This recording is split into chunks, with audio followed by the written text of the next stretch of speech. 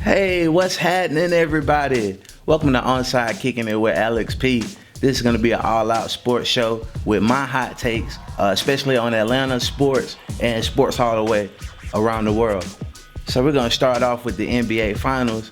That just wrapped up a couple days ago. The Toronto Raptors won their first NBA championship in franchise history. I'm happy for them. Kawhi Leonard, they named him the MVP for the second straight time.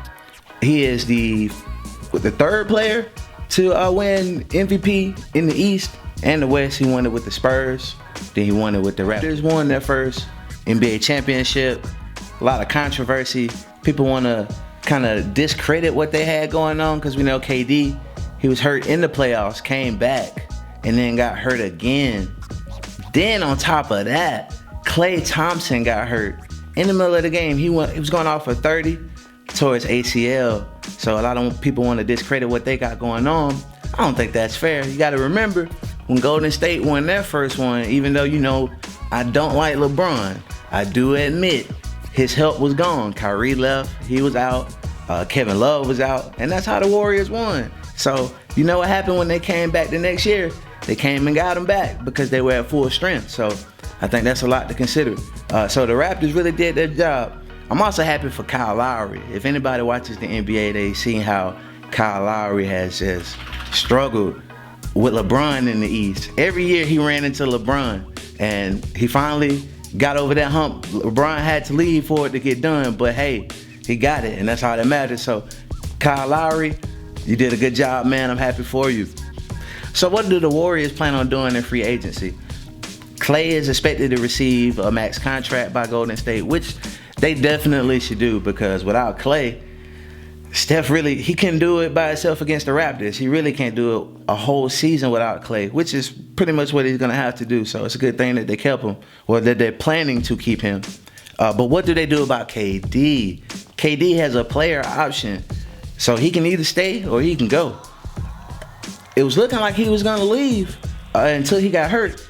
If I was KD, I'd stay in Golden State for one more year, rehab that Achilles injury that he has going on, all on the Warriors' dime. Use their medical facilities, use their practice facilities, and get that $31 million check. So the free agency landscape in the NBA drastically changed yesterday. The New Orleans Pelicans, they sent AD Anthony Davis to the Lakers. The Lakers gave him Lonzo Ball, Brandon Ingram, Josh Hart, the number 4 pick, and a couple future picks. Wow, that's crazy, because the Pelicans, they have the first pick and now they got the 4th pick. So you already know they're going to get Zion Williamson with that first pick. Interesting to see what they're going to do with that next pick, but the Pelicans going to have a squad. They're going to look really good. Now, as for the Lakers, I don't know about them. LeBron, he got what he wanted. He finally got AD over there, but what else he got? So it's gonna be another interesting offseason. They still got moves to make. It's reports coming out from The Athletic. Now they're saying Kyrie Irving, he announced that he's gonna opt out and not return to the Celtics. They said for months that he wants to play with AD. So you know what that means. LeBron and Kyrie might be reunited with AD. If they can do that without KD and without Klay in the West for all of next year, that might be crazy. So what does Kawhi do? Is he gonna stay or is he gonna go? With that championship in Toronto, he definitely needs to stay put, because it's getting stacked in the West. It's getting stacked in the East. You got your championship. You got your home. You got some teammates. I would say Kawhi Leonard, just stay in Toronto, get healthy, run it back in the East.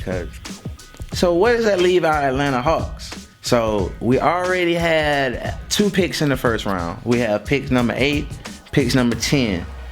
Then the Hawks traded Taurean Prince to the Brooklyn Nets, and they got a number 17 pick. They also have picks number 35, 41, and 44. Those are both all 3 in the second round. I thought it was the plan to trade up possibly to get to that number 5 pick. But I don't know what the plans are for the Hawks now. They may just stay where they are and pick and try to package those second round picks to possibly move back up again in the first round and take 4. There's no way that they're going to take 6 people, because that's a lot of people to take. So they're probably going to take 4. Vince Carter, he announced it's going to be his last season. I hope it's with the Hawks, because Vince Carter has been one of my lifetime favorite people in the NBA. Still going strong since the 90s. That's super tight. He's still out there dunking. So, hey, Hawks, keep Vince Carter, please. That veteran leadership with Trae Young, the draft picks that they're going to get coming into the season. If we had him one more time, I think it would be pretty good. It'd be pretty dope. Now it's time to talk the Atlanta Braves. The Atlanta Braves, they were winners of 7 in a row. They did lose last night. They blew another save, but they are in first place in the NL East. They got a game and a half lead for the first place. They added to their starting rotation by signing Dallas Keuchel. Keuchel, he is a Cy Young winner. He's a little bit older at 31, but it's still a boost. Veteran leadership to this young team, and I think they needed that. They need a closer really bad, because unfortunately Luke Jackson is not getting the job done. If they plan on making a serious postseason run, they need to do something with that starting rotation, or with that closing spot. Now it's time to talk my favorite, the Atlanta Falcons. They hosted their mandatory minicamp the past couple days. It is now over. Everybody was present. Everybody looked good. Julio Jones was there. Grady Jarrett was there. Deion Jones was there. The whole crew was there. Even Calvin Johnson, who has nothing to do with the Falcons, was there. So it was good. It was a good look. Excitement. This is the time of year where the finals are over. So what do we kind of do between now and football season? We still love baseball, but football, we're getting closer. We're getting closer.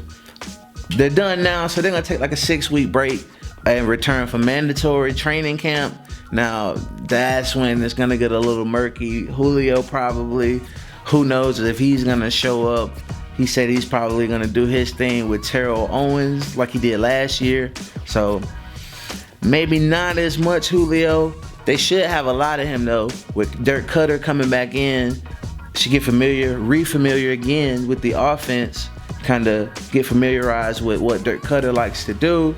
Even though Dirk Cutter was there before, I think still with his new experiences in Tampa Bay, he should be back up here to kind of figure out what they got going on. Still no new deals for Julio Jones yet or Grady Jarrett.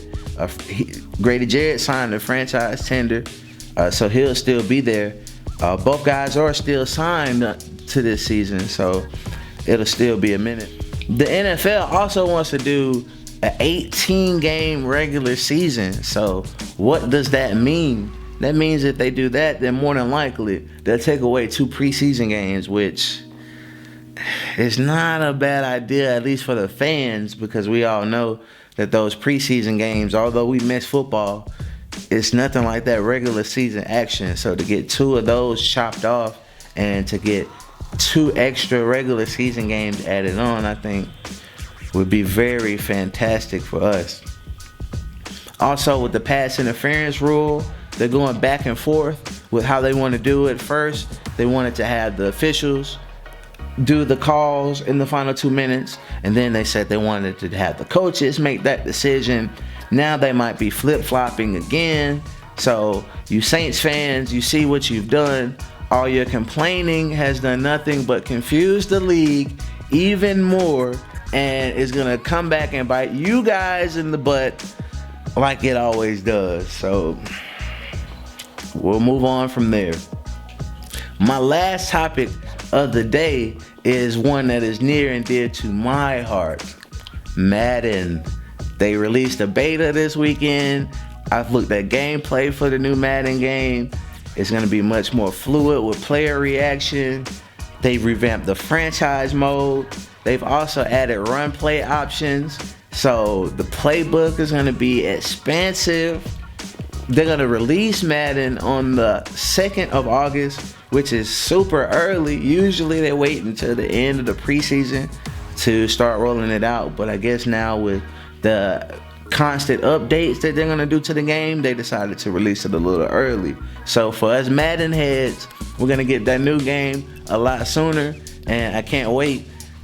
Chiefs fans, you might not be too excited because Patrick Mahomes boy is going to be on the cover of Madden. So you know what that means. Madden curse, because it is oh so real. Thank you guys for tuning in.